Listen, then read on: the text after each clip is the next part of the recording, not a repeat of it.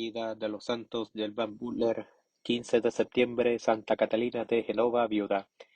En Liguria, la familia de los Fieschi, perteneciente al partido de los Guelfos, gozaba de gran prestigio y de una larga y distinguida historia. En 1234 dio a la Iglesia un papa tan energético y destacado como Inocencio IV, y en 1276 al sobrino del primero que reinó poco tiempo como Adrián V. A mediados del siglo XV la familia Fieschi había alcanzado su máximo poder y esplendor en Liguria, en el Piamonte y en Lombardía.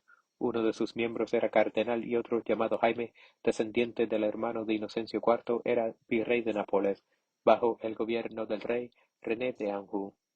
Este Jaime Fieschi estaba casado con una dama genovesa, Francesca di Negro, y a esta pareja de nobles le nació en el año de 1447 en Genova una niña, la quinta y última de sus hijos, a la que llamaron Caterineta, a quien después y para siempre se conoció como Catalina.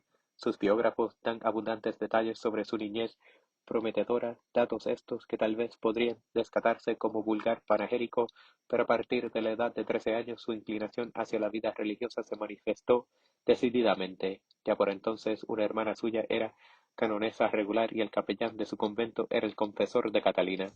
A éste le preguntó la niña si podía tomar el hábito, pero él, tras de consultar con las monjas, la rechazó a causa de su poca edad. Más o menos por esa época murió el padre de Catalina. Cuando la joven cumplió 16 años, contrajo matrimonio. En el caso de muchos santos y santas que, no obstante su vocación por la vida religiosa, se casan para obedecer los deseos de sus padres. Se alega que esas razones son valederas hasta cierto punto, pero en el caso de Santa Catalina de Genova no puede haber duda posible. La buena estrella de la familia gibelina de los Adornos estaba en franca declinación, y por medio de una alianza con la poderosa familia de los Fieschi esperaban recuperar el prestigio y la fortuna de su casa.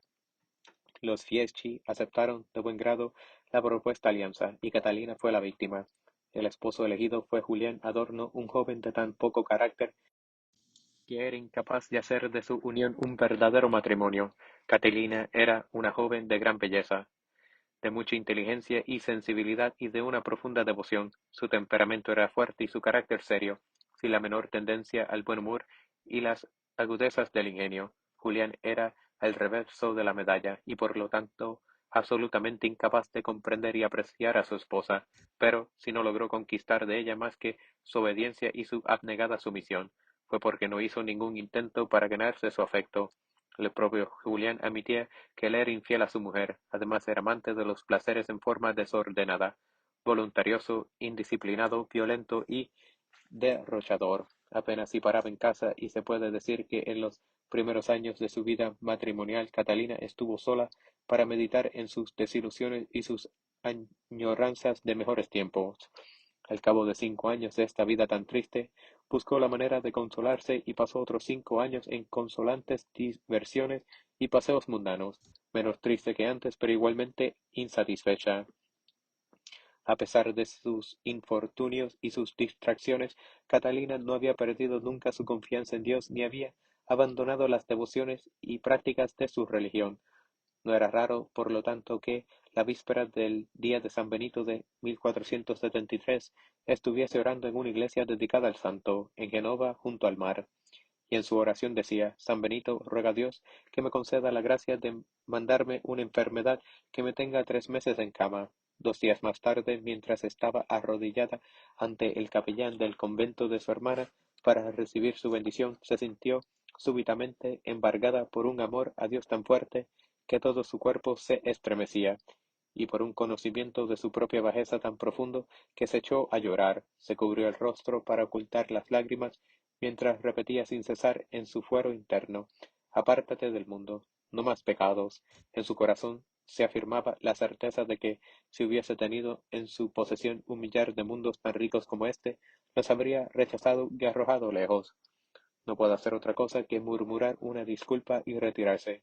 Pero al día siguiente tuvo una visión de Jesucristo cargado con la cruz, y ella gritó impulsivamente: «Oh amor, si es necesario que confiese mis culpas en público, estoy dispuesta». Después fue a hacer una confesión general de toda su vida con tan grande dolor que sentía desfallecer el alma. En las fiestas de la Anunciación recibió la Sagrada Comunión con sincero fervor por primera vez en más de 10 años y a partir de entonces comulgó diariamente durante el resto de su vida. Eso era muy mal visto por aquel entonces y la santa solía decir que envidiaba a los sacerdotes que recibían cotidianamente el cuerpo del Señor, sin suscitar comentarios. Al mismo tiempo, las juergas y despilfarros de Julián lo habían dejado al borde de la ruina. Fue entonces cuando las ardientes plegarias de su esposa, unidas a sus quebrantos, provocaron una reforma en su vida. Abandonaron su palacio para ir a vivir en una casita modesta en un barrio pobre. Por mutuo acuerdo decidieron convivir en continencia y se dedicaron a cuidar a los enfermos en el hospital de Famatone. Se unió a ellos una prima de Catalina llamada Tomasina Fieschi, la cual al quedar viuda fue primero canonesa regular y luego monja dominica. Aquel arreglo continuó durante 5 años sin cambio alguno, a no ser en el desarrollo espiritual de Catalina hasta 1479, cuando la pareja se fue a vivir en el mismo hospital. 11 años después, Catalina fue nombrada matrona del nosocomio y probó que era tan buena administradora como devota enfermera, sobre todo durante la epidemia que asoló a la ciudad en 1493, cuando murieron las cuatro quinta partes de los habitantes que no pudieron emigrar a tiempo a otro lugar. La propia Catalina se contagió con la fiebre de una moribunda a la que impulsivamente besó y estuvo al borde del sepulcro. Fue durante su enfermedad cuando conoció al abogado y filántropo Héctor Ternaza, que llegó a ser un ardiente discípulo de la santa, y que conservó para la posteridad muchos preciosos detalles de su vida y sus conversaciones. En 1496 Catalina, con la salud resentida, se vio obligada a renunciar a la dirección del hospital, pero conservó su vivienda en el mismo edificio. Al año siguiente murió Julián luego de una dolorosa enfermedad. Me hace Giuliano se ha ido, confió Catalina a una amiga. Bien sabes tú que su naturaleza era bastante descarriada, de manera que yo he sufrido mucho interiormente por él, pero mi tierno amor me aseguró que habría de salvarse, aun antes de que dejara esta vida. En su testamento Julián recordó a su hija ilegítima Tobía, así como a su madre, y Catalina tomó la responsabilidad de que a la niña no le faltase nada en lo material y lo espiritual. Durante más de 20 años había vivido Catalina sin ninguna dirección espiritual y sin confesarse sino muy rara vez. A decir verdad, es posible que si no tenía alguna falta grave sobre la conciencia, se abstenía hasta de la confesión anual. Y si bien no había hecho nunca un intento serio para buscarlo, no pudo encontrar un sacerdote que entendiese su estado espiritual con vistas a su dirección. Pero alrededor del año 1499 un sacerdote secular, don Cataneo Maraboto, fue nombrado rector del hospital, y ambos se entendieron completamente desde el primer momento, tan solo con mirarse a la cara y sin hablar. Poco después Catalina se presentó ante él para decirle: Padre, no sé en qué estado se hallan mi cuerpo y mi alma. Deseo confesarme, pero no tengo conciencia de ningún pecado. El propio padre Maraboto nos expone el estado de su penitente con estas frases. A los pecados que mencionó no los veía ni entendía como culpas pensadas, dichas o cometidas por ella. Era como una niña pequeña que hubiese cometido algún pecadillo por ignorancia, y si alguien le dijera has hecho mal, se sobresaltase y conturbase porque hasta aquel momento experimentó el conocimiento del mal. Asimismo, se nos dice en su biografía que Catalina no se preocupó nunca por ganar indulgencias plenarias, aunque tenía gran respeto y reverencia por ellas, y las consideraba de mucho valor, pero lo que ella deseaba era que la parte egoísta de su alma fuese castigada tanto como merecía. En persecución de la misma idea heroica, rara vez pedía a los hombres o a los santos que rogasen por ella.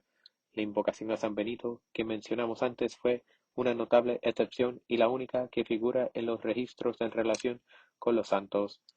También es digno de observarse que durante toda su viudez Catalina permaneció en el estado laico. Su esposo, al convertirse, se unió a la Tercera Orden de San Francisco, pero ella ni siquiera llegó a eso.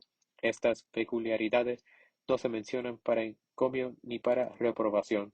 A los que le parezcan sorprendentes se les recuerda que estaba perfectamente al tanto de ellas los que examinaron la causa de su beatificación.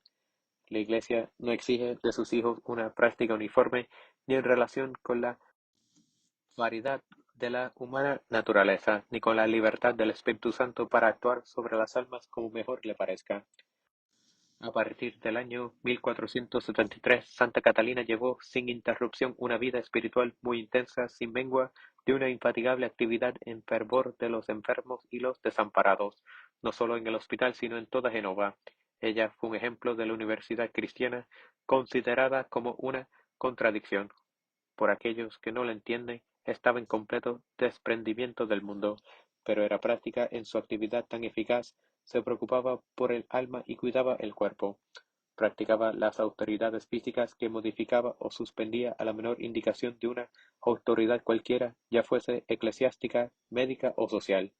Vivía en estrecha unión con Dios y estaba alerta al respeto a este mundo y al tierno afecto por los hombres.